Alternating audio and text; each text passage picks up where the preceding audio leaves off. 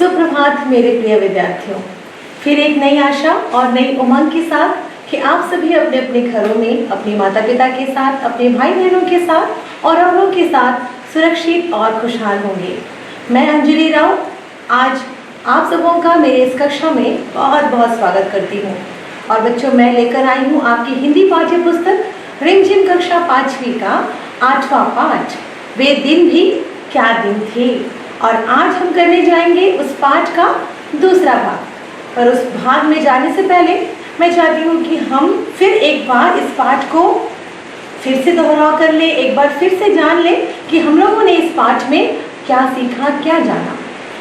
तो बच्चों, जैसे कि इस पाठ को लिखने वाले हैं असीमोव, है ना, और इन्होंने इस पाठ में हमें भविष्य के बारे में जानकारी दी है। मैंने पहले ही बताया था आपको कि यह पाठ जो था वो विज्ञान पर आधारित है, यानी कि मशीनी, है ना। और हम इस पाठ में ये जाने कि रोहित नाम का एक बच्चा था जिसे एक पुस्तक मिल जाती है। क्या मिल जाती है? एक पुस्तक, एक किताब मिल जाती है। और वह यह देखकर आश्चर्य हो जाता है और उसने ये सारी बातें कुम्मी को, यानी कि उसके दोस्त को कही। और कुम्मी बड़ी आश्चर्य हो जाती है साथ साथ और कहती है कि ऐसा कैसे होता है, हम तो मशीन से पढ़ते हैं, सारी चीज़ें स्क्रीन पर आती हैं, मशीन बताता है हमें, पढ़ाता है हमें, और ये किताब तो ये कुछ ऐसा नहीं कह रहा। ये किताब कह रहा है कि इसमें जो बच्चे होते हैं वो स्कूल जाते हैं और वहाँ पर सारे बच्चों के साथ बैठकर खेलते हैं, हंसते हैं और लिखते पढ़ते हैं। और इस प्रकार से उन दोनों के बीच में बहस हो जाती है कि ये क्या होता है, स्कूल ऐसा तो नहीं होता। स्कूल यानी कि हम स्क्रीन पर बैठकर, टीवी पर बैठकर, कंप्यूटर पर बैठकर जो है पढ़ाई करते हैं, वही स्कूल होता है। पर बच्चों, ये जो बात हुई है वो भविष्य के बारे में बात हुई है, पर लेखक ने एकदम खुले तौर से ये कहा है कि ये जो पाठ है वो 140 साल बाद की है, यानी कि भविष्य की कल्पना करते हुए इस पाठ को बनाया गया है। पर बात हो रही है किताब की, तो किताब किस जगह की है, किस समय की है? वो आज के या तो कुछ 40-50 साल पहले की है ना। जैसे कि हम सभी स्कूल जाते हैं, पढ़ते हैं, लिखते हैं, टीचर्स के साथ बैठते हैं, उठते हैं और अपनी पढ़ाई करते हैं, और जितनी भी बातें होती हैं हम अपने दोस्तों के साथ जो है साझा करते हैं, एक साथ मिलकर बैठकर हम बताते हैं। पर ये कल्पना करते हुए जो असीमोव जी लेखक हैं, उन्होंने बताया है कि कल्पना करते हुए मैंने 100 साल, है ना, 100 साल आगे की कहानी बताते हुए उन्होंने कहा है कि आज के जो पढ़ाई की जो पद्धति है वो बदल कर, है ना, वो बदल कर क्या हो जाएगी, उसमें परिवर्तन आएगी और हमारा जो ये जो विश्व है वो बहुत ही विकसित हो जाएगा, डेवलप हो जाएगा, है ना बच्चों। इस तरीके से जो है हम लोगों ने पाठ को समझा, जाना, और आज जो है बच्चों इस पाठ से संबंधित हम कुछ प्रश्न अभ्यास और कुछ शब्दार्थ करेंगे, कठिन शब्दों को भी जानेंगे और इस पाठ को हम जो है प्रश्न अभ्यास करते हुए आगे ले जाएंगे। चलिए बच्चों, हम आगे बढ़ते हैं। तो आइए बच्चों, पाठ में आए कुछ कठिन शब्दों को भी हम जान लेते हैं, समझ लेते हैं, और इससे आपको जो है प्रश्न अभ्यास करने में भी आपको मदद मिल जाएगी। तो चलिए, शब्दार्थ है छुट्टी। इस पाठ में छुट्टी शब्द आई हुई है। छुट्टी यानी कि अवकाश, है ना, लीव, जिसको हम कहते हैं कि आज मैं बीमार हूँ और इसकी वजह से मैं अपना स्कूल नहीं किया तो मैंने छुट्टी ले ली है। बोलते हैं ना, आज मैंने कार्यालय नहीं गया क्योंकि मैं बीमार था या बीमार थी और मैं छुट्टी ले लिया मैंने। इस प्रकार से छुट्टी का अर्थ क्या है? अवकाश।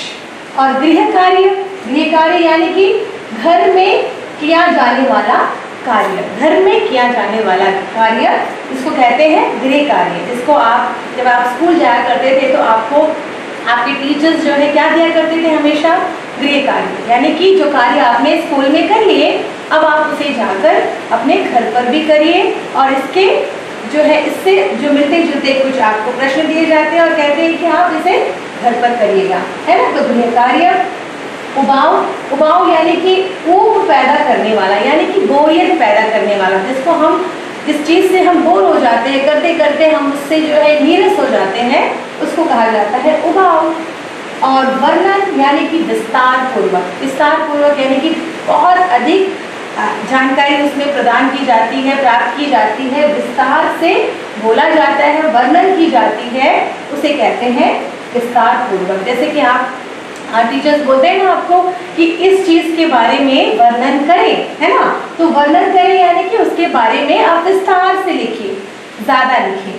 और भिन्न यानी कि अलग, भिन्न जैसे कि हमारे भारत देश में भिन्न भिन्न प्रजाति के लोग रहते हैं, भिन्न भिन्न जाति के लोग रहते हैं, यानी कि अलग अलग जाति के प्रजाति के लोग रहते हैं, है ना, तो भिन्न यानी कि अलग।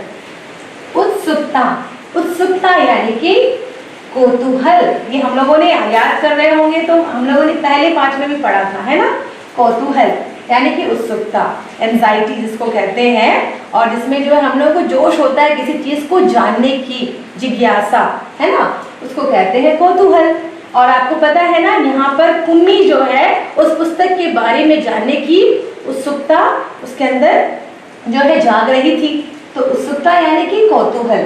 अध्यापक यानी कि शिक्षक, है ना, टीचर्स जिसको कहते हैं, जो हमें पढ़ाते हैं उसे कहते हैं अध्यापक। और छेद यानी सुराख। आपको बोला गया था ना कि इस मशीन के सुराख में उसे डाल देते हैं और फिर जो है टीचर्स जो है उसे देख लेता था और उसको जो है मार्क्स दे देते थे। अब आ रहा है इच्छा यानी कि कामना, है ना, विश जिसको हम कहते हैं इंग्लिश में, अंग्रेजी में कहते हैं विश। इच्छा यानी कि कामना, किसी चीज की हम कामना करते हैं, यानी कि मुझे जो है उस चीज को पाने की इच्छा है, मुझे वहां तक जाने की इच्छा है, बोलते हैं ना, तो वही है इच्छा। और झट यानी तुरंत, बहुत जल्दी से कर लेना, मैंने झट से ये कार्य कर लिया है ना, तुरंत मैंने ये कार्य कर लिया है। तो बच्चों ये थे हमारे इस पाठ के शब्द। हम फिर से एक बार पढ़ लेते हैं। छुट्टी यानी अवकाश, गृह कार्य घर में किया जाने वाला कार्य, उबाऊ यानी पूर्व पैदा करने वाला यानी कि बोरियत पैदा करने वाला, वर्णन यानी विस्तार पूर्वक, विस्तार से, भिन्न यानी अलग अलग, उत्सुकता, कौतूहल, जिज्ञासा, अध्यापक यानी शिक्षक जो हमें पढ़ाता है, और छेद यानी सुराख, इच्छा यानी कामना, झट यानी तुरंत। तो चलिए बच्चों अब हम प्रश्न अभ्यास की ओर बढ़ेंगे।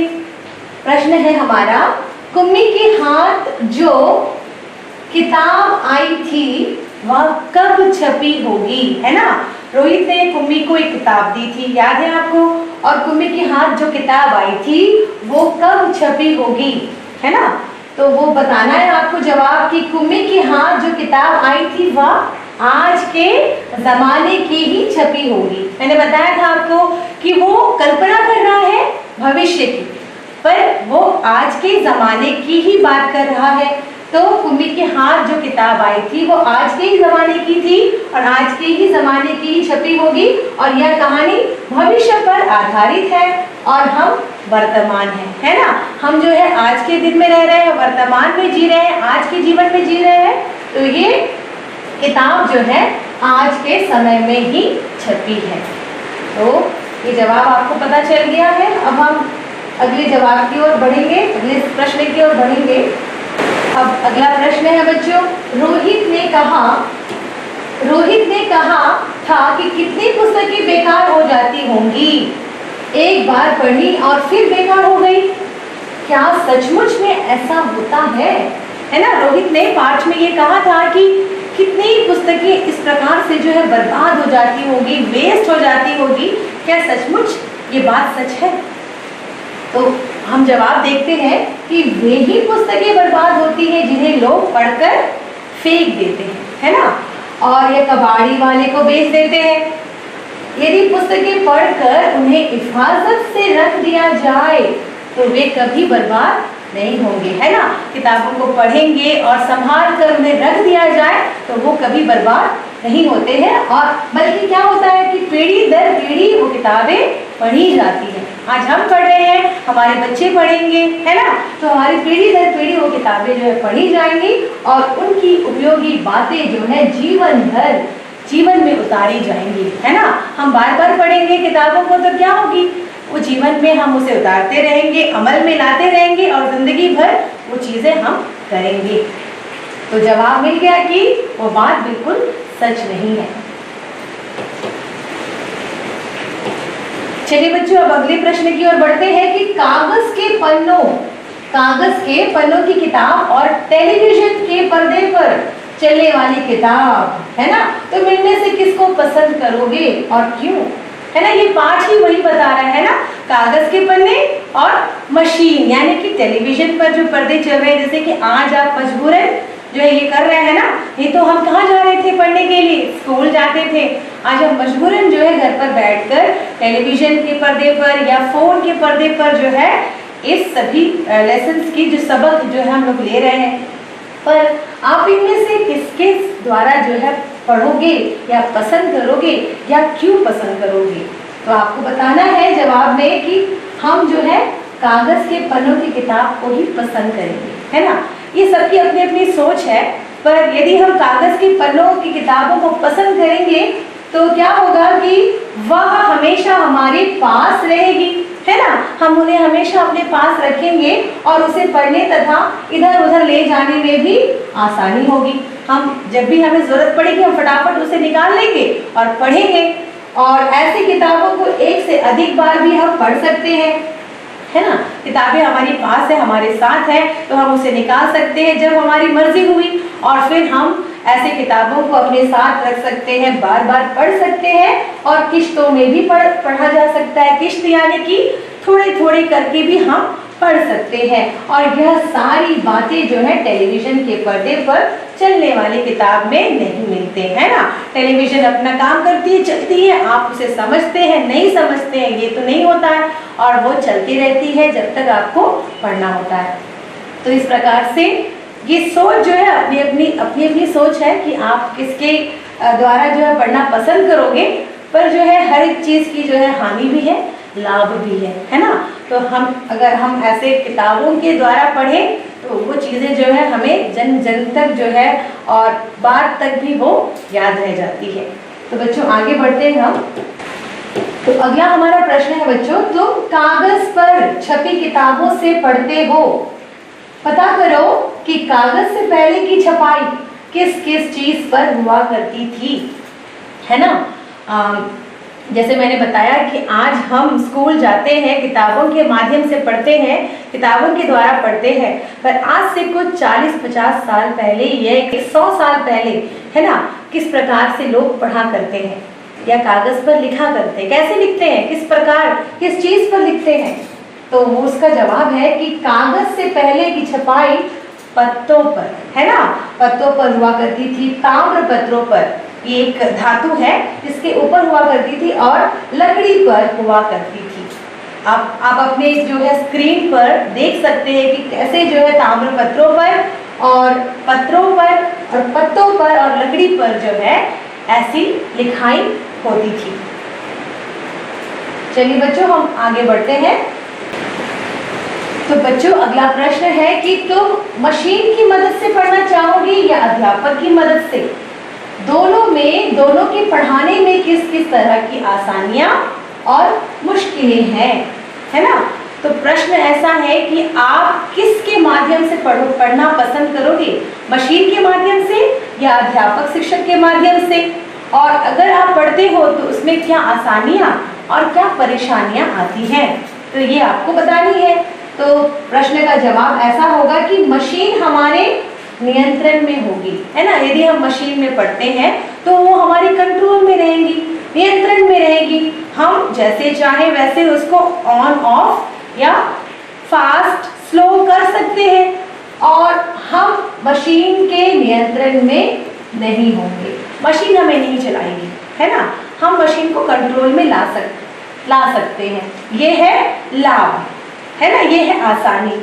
और अध्यापक से पढ़ते समय हमें उनके कहे अनुसार ही कार्य करना पड़ेगा, है ना। अध्यापक या शिक्षक जब हम पढ़ाते हैं तब आप देखते हैं कि वो जो कहते हैं, जैसे पढ़ाते हैं, जैसे करते हैं, वो हमें सुनना और समझना होगा और हमें वैसे ही पढ़ना होगा।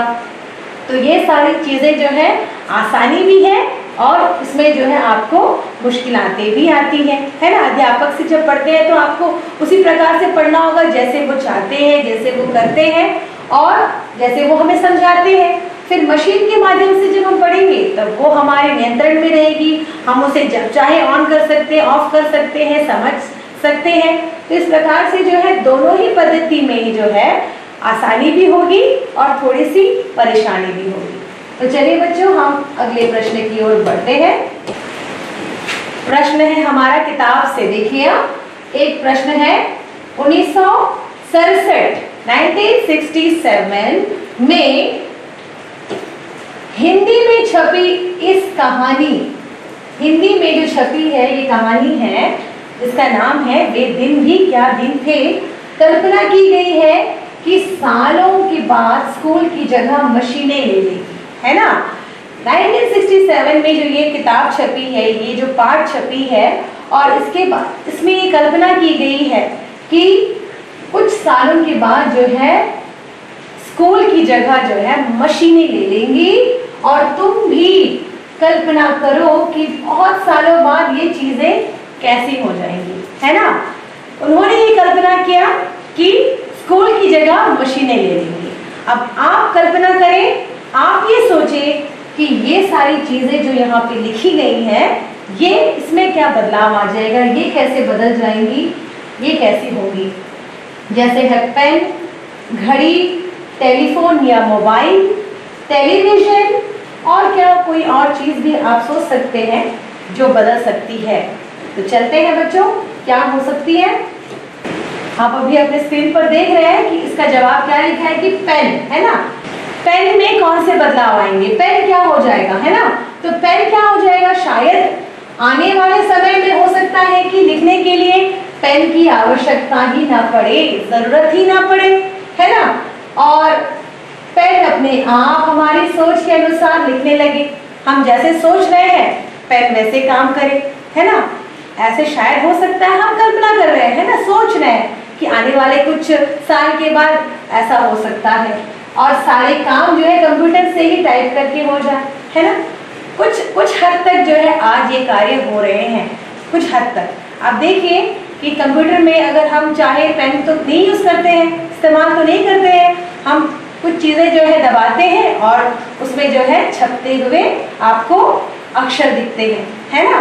तो ऐसे ही कुछ हद तक जो है आगे के कुछ साल तक बहुत कुछ बदलाव आ जाएंगे। आगे बढ़ते हैं कि घड़ी क्या होती है।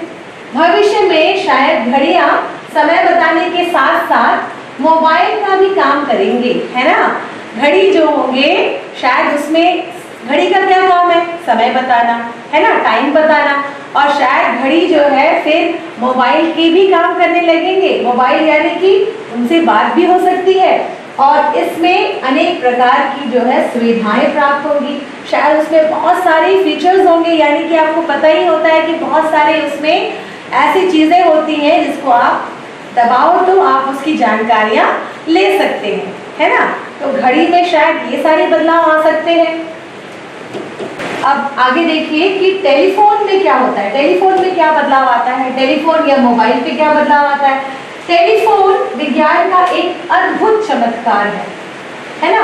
आज मोबाइल फोन से हम सिर्फ एक दूसरे से बातें ही नहीं करते, आने वाले समय में शायद मोबाइल फोन द्वारा हम किसी को भी कुछ भी सामान भी भेज सकते हैं, है ना। मोबाइल फोन, टेलीफोन, ये जो है विज्ञान का एक बहुत बड़ा एडवांटेज है, बहुत बड़ा डिस्कवरी है, बहुत बड़ा इन्वेंशन है जिसको हम कहते हैं चमत्कार, है ना।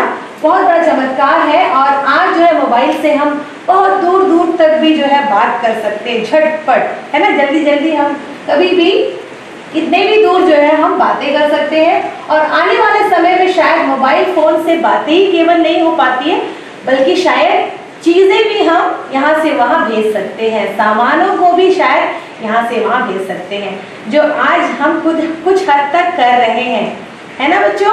ये आप देख रहे हैं कुछ चीजें हमारे घर पे आ जाती है, सामान आ जाते हैं हमारे घर पे, कपड़े, सामान, बहुत सारी चीजें जो है मोबाइल के द्वारा जो है हम यहाँ से वहाँ ट्रांसफर कर लेते हैं और पैसे यहाँ से वहाँ चले जाते हैं।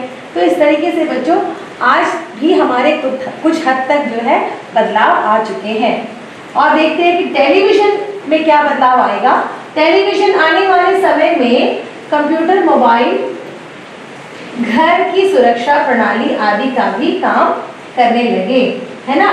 टेलीविजन जो है आने वाले समय में कंप्यूटर बन जाए और मोबाइल बन जाए, शायद टेलीविजन ऐसा हो जाए यानी कि टीवी, और घर की बहुत सारी सुरक्षा प्रणाली यानी कि घर में जो है सुरक्षा रहे, कोई चोर ना आने पाए, कोई अनचाही चीजें अंदर ना घुस पाए, इसकी भी वो कंट्रोल करने लग जाए, शायद ऐसा हो जाए तो कितना अच्छा होगा, जरूर होगा। तो चलिए बच्चों आगे बढ़ेंगे। तो बच्चों मैंने बोला था कि आप और भी कुछ सोच सकते हैं जिस चीज की बदलाव आप चाहते हैं, या बदलाव के लिए या आप कुछ और इमेजिन करिए, कल्पना करिए। मैंने बताया था ना, तो शायद आने वाले समय में घर में सौर ऊर्जा का प्रयोग होगा, है ना। आज हम कैसे प्रयोग करते हैं, कहीं पर सौर ऊर्जा का उपयोग होने लगा है ना। पर काफी हद तक जो है ये सारी चीजें नहीं हो पाई है, सभी के घर पे ये चीजें नहीं मिलती है ना। सौर ऊर्जा, इसको हम सोलार सिस्टम कहते हैं, और ये चीजें जो है वो आगे के कुछ समय तक जो है एकदम सभी के घर पे उपलब्ध हो जाएंगी, और घर में सारे बिजली से चलने वाले जो उपकरण और सौर ऊर्जा से कार्य करेंगे। जितने भी बिजली से, करंट से, इलेक्ट्रिसिटी से जलते हैं वो सारे जो है सूर्य की गर्मी से चलने लगेंगे, सौर ऊर्जा से जलने लगेंगे। तो कितना अच्छा होगा, ये भी होगा बच्चों, जरूर होगा। चलिए बच्चों अगले प्रश्न की ओर बढ़ते हैं कि नीचे कुछ वस्तुओं के नाम दिए गए हैं, बड़ों से पूछकर पता करो कि 20 साल पहले इनकी क्या कीमत और अब इनका कितना दाम है ना। 20 साल पहले इसकी क्या कीमत होती थी या क्या मूल्य में बिकता था, और आज जो है इसकी क्या मूल्य हो गई है। यानी कि आलू की क्या कीमत थी 20 साल पहले, आज इसकी क्या कीमत हो रही है। दाल, लड्डू, चावल, शक्कर, चीनी जिसको कहते हैं, और दूध, है ना बच्चों। ये सारी चीजें जो है आपके घर में आती हैं, और आप पता करें कि इसकी क्या आज के जो दिन में, समय में इसकी क्या कीमत है। यहाँ आप कुछ देख सकते हैं, जैसे कि मैंने बताया आलू, लड्डू, शक्कर, दाल, चावल और दूध, है ना। तो 20 साल पहले की बात है तो 5 या 10 पैसे किलोग्राम, 5 या 10 पैसे किलोग्राम। आप सोच के अनुमान लगाए कि कैसा उस समय जो है पैसे की क्या कीमत थी और सामान जो मिलते थे वस्तु की क्या कीमत थी, 5 से 10 पैसे किलोग्राम। और आज के समय में ये 10 से 20 रुपए किलोग्राम, है ना। इससे भी ज्यादा ऊपर नीचे होती रहती है, पर जो है स्टैटिक जो है मैं जिसका रेट जो है वो बता रही हूँ। तो लड्डू देखिए 25 से 50 पैसे, शक्कर देखिए 50 से 1 रुपए, दाल देखिए 1 से 2 रुपए किलोग्राम यानी कि केजी, चावल 1 से 2 रुपए किलोग्राम, और दूध जो है 50 से 1 रुपए किलोग्राम।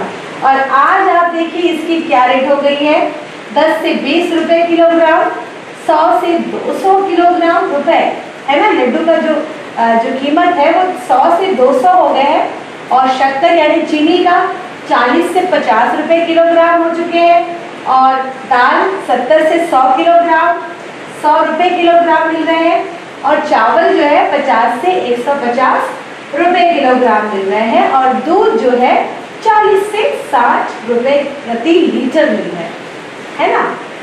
तो देखिए आप भी पता करें कि आपकी जगह में और आपकी माता पिता किस कीमत से इन चीजों को लेकर आते हैं। चलिए बच्चों आगे बढ़ते हैं। तो प्रश्न है बच्चों कि आज हमारे कई काम कंप्यूटर की मदद से होते हैं। सोचो और लिखो कि अपने व्यक्तिगत और सार्वजनिक जीवन में हम कंप्यूटर का इस्तेमाल किन किन उद्देश्यों से करते हैं। जैसे कि आज हम सारा काम जो है, बहुत सारा काम जो है कंप्यूटर से निकालते हैं, है ना। कंप्यूटर से लेते हैं और व्यक्तिगत भी लेते हैं और सार्वजनिक भी करते हैं, यानी कि पर्सनल के लिए भी करते हैं, अपने खुद के लिए भी करते हैं और दूसरों के लिए भी करते हैं। तो जीवन में हम कंप्यूटर का इस्तेमाल किन किन चीज़ों के लिए, किन किन उद्देश्यों के लिए करते हैं, ये आपको बताने हैं। जैसे व्यक्तिगत के लिए तो हम अपने मनोरंजन के लिए लेते हैं, अपने खेलकूद मनोरंजन है ना, हिसाब किताब है ना, लेखा जोखा रखने के लिए, पढ़ाई लिखाई के लिए और विभिन्न जानकारियां प्राप्त करने के लिए। बहुत सारी जानकारियां जो हमें कंप्यूटर्स दिलाता है। और फोटोग्राफी, तो फोटोग्राफी करना सबको पसंद है, तो ऐसी चीजें जो है हम करते हैं, है ना बच्चों। और सार्वजनिक तरीके से यानी कि दूसरों के लिए हम कैसे करते हैं, दूसरों के लिए, जैसे रेल बस टिकटों की बिक्री, है ना। आप देखते हैं कि बस की टिकट खरीदते हैं लोग और रेल की टिकट खरीदते हैं, तो ऐसे में भी जो है कंप्यूटर का इस्तेमाल किया जाता है।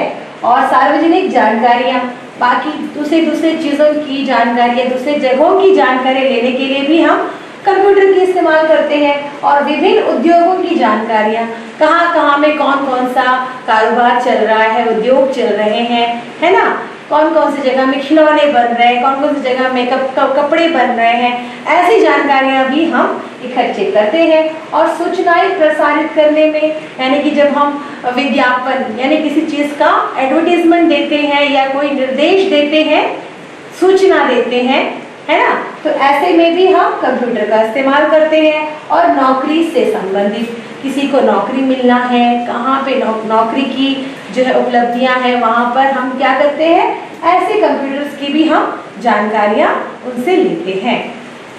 तो ये सारी चीजें जो है आप करते हैं, प्रतिदिन आप करते हैं, है ना। हम कंप्यूटर के सामने बैठकर जो है मनोरंजन करते हैं, हिसाब किताब करते हैं, ये आपके घर परिवार में ये सारी चीजें होती हैं।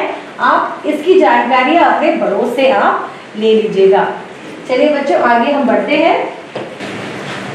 तुम्हारी डायरी, है ना, इस पाठ में एक शब्द आया था बच्चों, डायरी। मैंने कहा था कि डायरी में क्या लिखते हैं हम, अपनी कुछ महत्वपूर्ण बातें, इम्पोर्टेंट बातें, है ना, बहुत जो चीजें जो हम किसी को नहीं बताना चाहते और हमें याद रखना है, वो चीजें हम फटाफट अपनी डायरी में लिख देते हैं। कुछ चीजें याद रहने के लिए, हमेशा के लिए आप उसे लिखते हैं, जैसे कुम्मी ने लिखा था, है ना। तो तुम्हारी डायरी के बाद में आप देखिए कि अब आपको क्या करना है। अब है प्रश्न उसके संबंध में रखता हुआ, अपनी डायरी बनाओ और उसमें खुद से जुड़ी महत्वपूर्ण बातें लिखो। अपनी डायरी आपको बनानी है, खुद की डायरी, और उसमें जो है खुद से जुड़े हुए, अपनों से जुड़े हुए कुछ बातों को आपने लिखना है।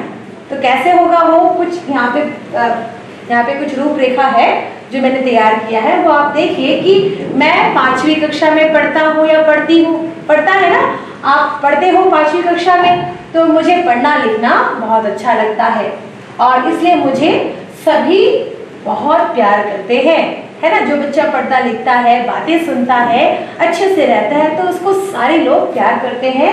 और मैं पढ़ने के साथ साथ खेल कूद में भी आगे रहता हूँ, मैं पढ़ता भी हूँ, साथ में खेल कूद भी करता हूँ, और मैं अपने से बड़ों का आदर सम्मान करता हूँ और अपने से छोटों का जो है ख्याल रखता हूँ, उसको प्यार करता हूँ। और मैं रात में जल्दी सो जाता हूँ और सुबह जल्दी उठ जाता हूँ, है ना, ये मेरी आदत है। और मैं रोज सुबह ईश्वर को वंदना करता हूँ, प्रार्थना करता हूँ और अपने गुरुजनों को जो है प्रणाम करता हूँ, अपने बड़ों को प्रणाम करता हूँ। तो ये सारी कुछ रूपरेखा है, जरूरी नहीं है कि यही चीजें आप लिखें, आप अपने से जुड़े कुछ महत्वपूर्ण बातें जो है अपनी डायरी में लिख सकते हैं। अब और एक चीज क्या करना है आपको डायरी से, कि डायरी में तुम अपने स्कूल के बारे में क्या लिखना चाहोगे, है ना। आप अपनी डायरी में अपने स्कूल के बारे में क्या लिखना चाहोगे, अपने स्कूल में पढ़ने वाले आपके दोस्त, है ना, आपके स्कूल में आपके अध्यापक, अपने टीचर्स के बारे में, या आपके प्रधानाध्यापक यानी कि आपके प्रधानाचार्य या प्रिंसिपल या हेडमास्टर, जो भी आपके स्कूल में रहते हैं। और साथ साथ अनुशासन यानी कि डिसिप्लिन, वो तो स्कूल में होता ही है ना। समय का बहुत उपयोग करते हुए, समय को ध्यान में रखते हुए हर चीज़ें होती हैं, अनुशासन में रहना होता है। तो ऐसी चीज़ों को जो है आप अपनी डायरी में भी ज़रूर लिखें जो आपके स्कूल के बारे में बताता है। तुम भी कल्पना करो, तुम भी कल्पना करो, है ना। जैसे कि इस लेखक ने कल्पना की थी भविष्य की, तुम भी कल्पना करो, तुम भी सोचो, तुम भी इमेजिन करो, है ना। तो चलते हैं, क्या इमेजिन करने को कह रहा है।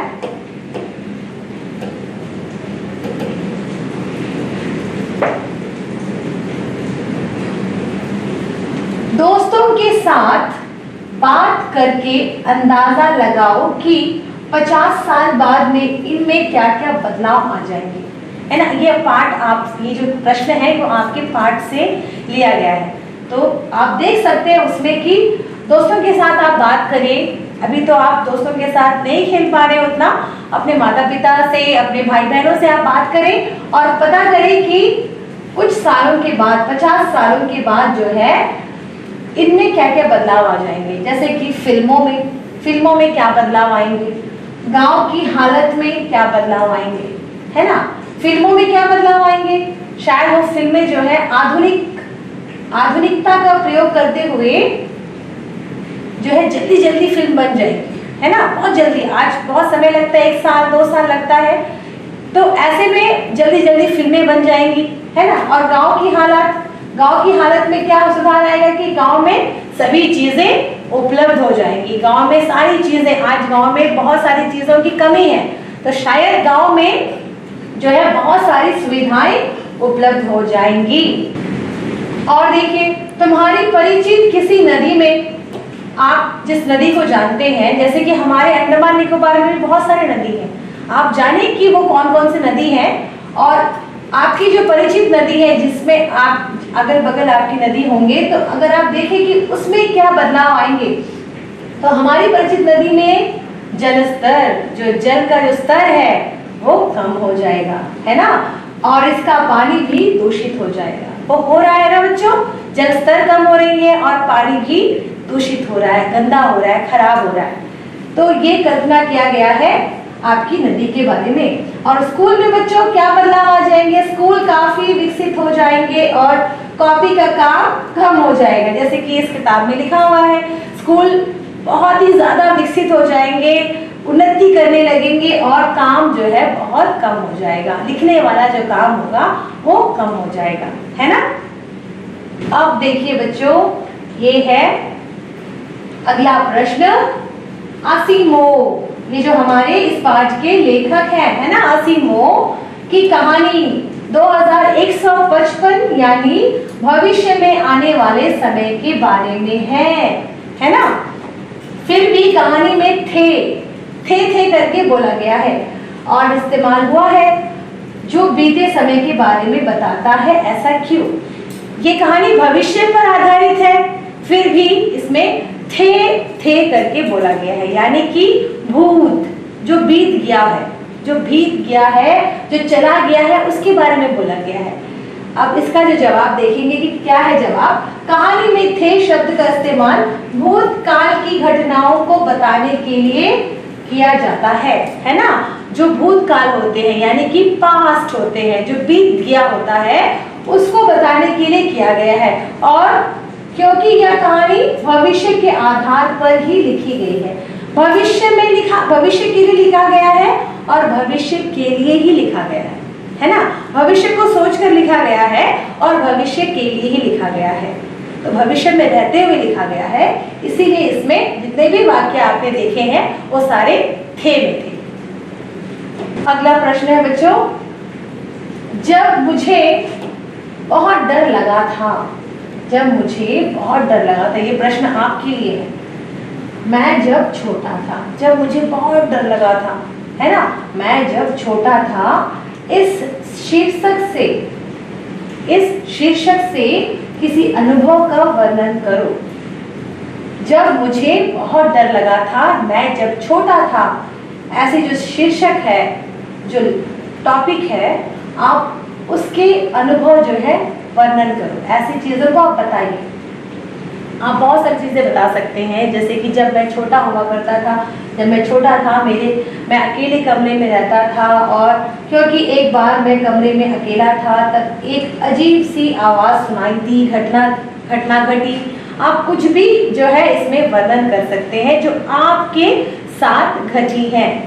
ठीक है बच्चों, तो यहाँ पर जो है कुछ चीज़ें बताई गई है कि क्योंकि एक बार मैं कमरे में अकेला था तब एक अजीब सी आवाज़ सुनाई दी जिससे मुझे बहुत डर लगा, और तभी से मैं अंधेरे में कमरे में अकेले नहीं जाता हूँ। ये एक बच्चे की रूपरेखा है जो उसने बताया है, आप अपने बारे में लिख सकते हैं। दूसरा है, तुम्हें मैं शीर्षक से एक अनुच्छेद लिखना है, एक छोटा सा पैराग्राफ लिखना है, अनुच्छेद लिखना है मैं शीर्षक से, और उसमें क्या लिखना है, अपने स्वभाव के बारे में, अपने पसंद नापसंद के बारे में, और या किसी भी मैच के आंखों देखा हाल, है ना, ऐसे लिखो मानो यह अभी तुम्हारी आंखों के सामने से हो रहा है।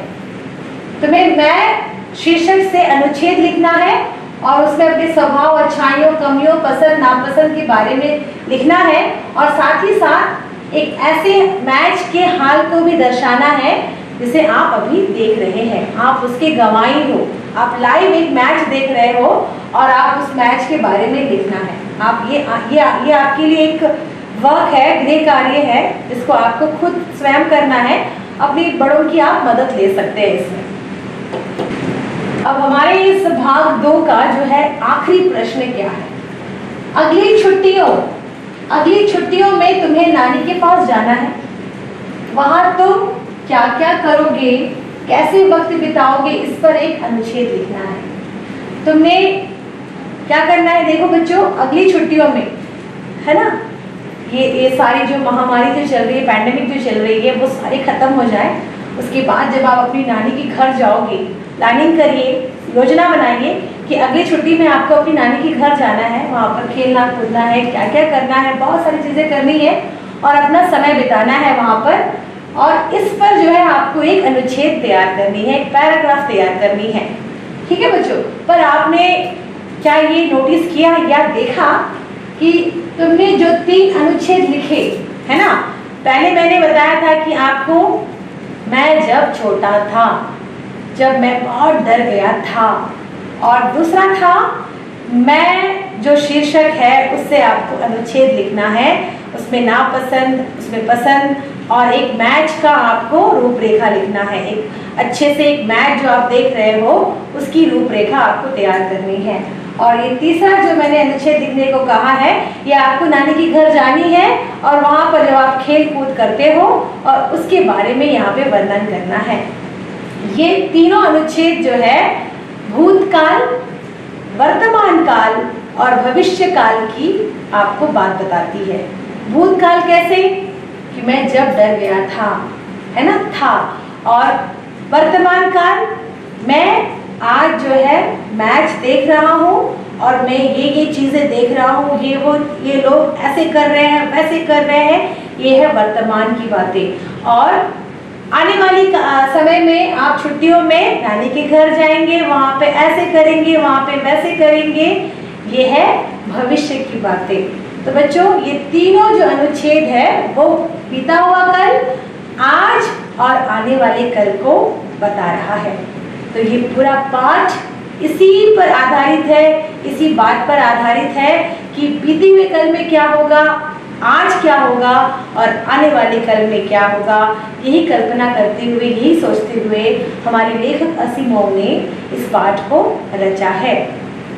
तो मेरे प्यारे बच्चों, इस पाठ से जुड़े हुए बहुत सारे प्रश्न हैं जो आपकी किताब में है, आप उसे करने का प्रयास करें और साथ ही साथ इस पाठ को आप फिर से दोहराव करें, फिर से पढ़ें और समझने की कोशिश करें कि यह पाठ हम तक क्या पहुंचाना चाहता है, क्या सोच लेकर आया है, क्या नयापन लेकर आया है। और बच्चों, हम आपसे फिर मिलेंगे, फिर जुड़ेंगे इसी पाठ के तीसरे भाग में। और हम हमेशा की तरह क्या करते हैं, आखिरी में क्विज करते हैं, खेलते हैं, है ना बच्चों। तो आप क्विज के लिए रेडी रहिए, तैयार रहिए, और हम अगले भाग में यानी कि इसके तीसरे भाग में हम इस पाठ से जुड़े क्विज को करेंगे। तब तक के लिए बच्चों सुरक्षित रहे, घर पर रहे। नमस्कार।